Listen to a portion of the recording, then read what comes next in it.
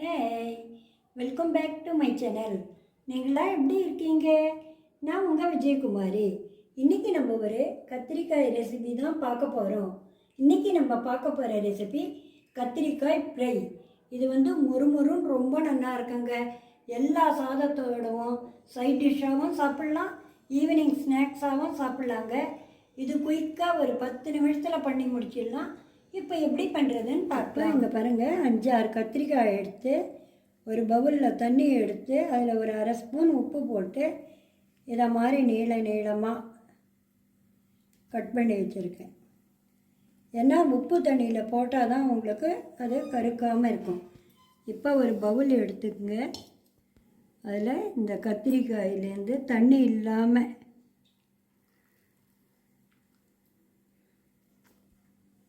அந்த கிண்ணத்தில் போட்டுப்போ இதில் 2 டேபிள் ஸ்பூன் பொட்டுக்கடலை மாவு. நீங்கள் எவ்வளோ பண்ணுறீங்களோ அதுக்கேற்ற மாதிரி மாவெல்லாம் போட்டுங்க. 2 டேபிள் ஸ்பூன் அரிசி மாவு, 2 டேபிள் ஸ்பூன் கடலை மாவு. கடலை பருப்பு அரைச்சி வச்சுருக்கேன். நீங்கள் கடையில் வாங்கின மாவும் யூஸ் பண்ணிக்கலாம். ஒரு அரை ஸ்பூன் மஞ்சப்பொடி, பெருங்காயப்பொடி ஒரு அரை ஸ்பூன், கரம் மசாலா ஒரு 1/4 ஸ்பூன் போட்டுக்கோங்க, உப்பு 1 ஸ்பூன், மிளகாப்பொடி ஒரு 1.5 டேபிள் ஸ்பூன் போட்டுங்க. கொஞ்சம் காரமாக இருந்தால் நல்லா போட்டு சைடில் எண்ணெய் காஞ்சின்னு இருக்குது.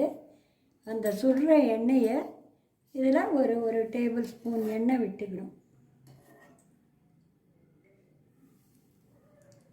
விட்டு இதெல்லாம் நல்லா மிக்ஸ் பண்ணிடணும். இப்போ இதை ஸ்பூனில் மிக்ஸ் பண்ணிட்டேங்க. இதை இனி கையில் மிக்ஸ் பண்ணணும். இது கத்திரிக்காய் வேண்டவே வேண்டாது, எனக்கு பிடிக்கவே பிடிக்காதுன்றவா கூட நல்லா சாப்பிடுவாங்க. 1 கிலோ கத்திரிக்காய் பண்ணால் கூட நல்லா சாப்பிடுவோம். இப்போ இதில் நம்ம கொஞ்சம் கொஞ்சமாக தண்ணி தெளித்து பொசர்ன மாதிரி பண்ணோம். அப்படியே தண்ணி விட்டுவிடக்கூடாது.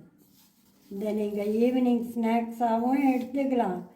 பசங்களுக்கு நல்லா ஸ்கூல் போச்ச இந்த லஞ்ச் பாக்ஸில் தொட்டுக்க சைட் டிஷ்ஷாகவும் கொடுக்கலாம். சாம்பார் ரசத்தோடவும் தொட்டுக்க ரொம்ப நல்லா இருக்கும். இதை நல்லா மிக்ஸ் பண்ணியாச்சு. சைடில் எண்ணெய் காஞ்சின்னு இருக்குது. கொஞ்சம் கொஞ்சமாக போட்டு ஒவ்வொன்றா போட்டு ஃப்ரை பண்ணி எடுத்துக்கலாம்.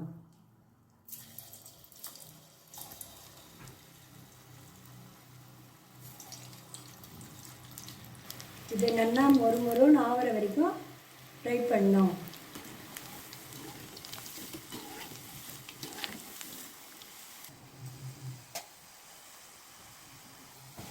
இப்போ இதை நல்லா எல்லாம் கோல்டன் ப்ரௌன் ஆகி மொறுமொறுன்னு பொரிஞ்சு எடுத்துங்க.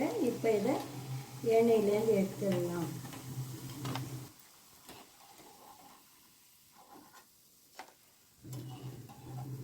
இதே மாதிரி எல்லாத்தையும் போட்டு பொரிச்சு எடுத்து சுவையான கத்திரிக்காய் ஃப்ரை ரெடி. நீங்களும் ட்ரை பண்ணி பார்த்துட்டு எப்படி இருக்குன்னு சொல்லுங்கள். நீங்கள் ஃபஸ்ட் டைம் பார்க்குறவளா இருந்தால் மறக்காமல் சப்ஸ்கிரைப் பண்ணுங்கள். தேங்க்யூ.